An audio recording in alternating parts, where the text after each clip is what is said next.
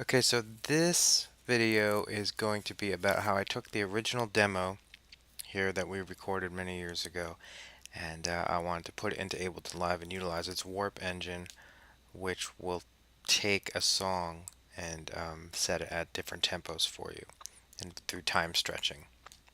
Many DAWs have this feature. I just decided to utilize Ableton for this. Um, the song originally was not recorded with the metronome, meaning the tempo was swaying all over the place. So, in order to get a solid structure, rather than chopping up the individual sections of the original demo and slowly sliding everything around, this way I can get it to stay at somewhat of a specific tempo, so I can cut together a structure to play for everyone just as a reference. With the warp engine, what you're going to do is, if you see here, I have all these edit markers. When you engage the warp engine, it shows you a suggested BPM after analyzing the entire track.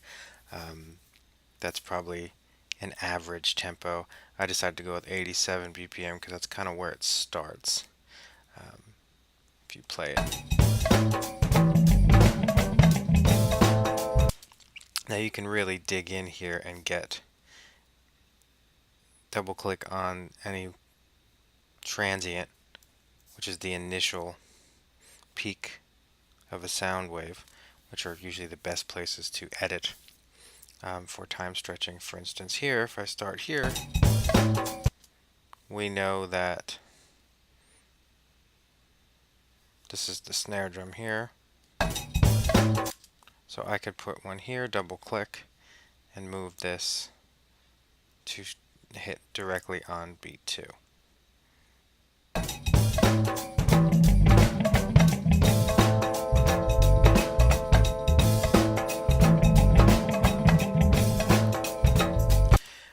Now you see I've done this meticulously at a bunch of places. A few places I've left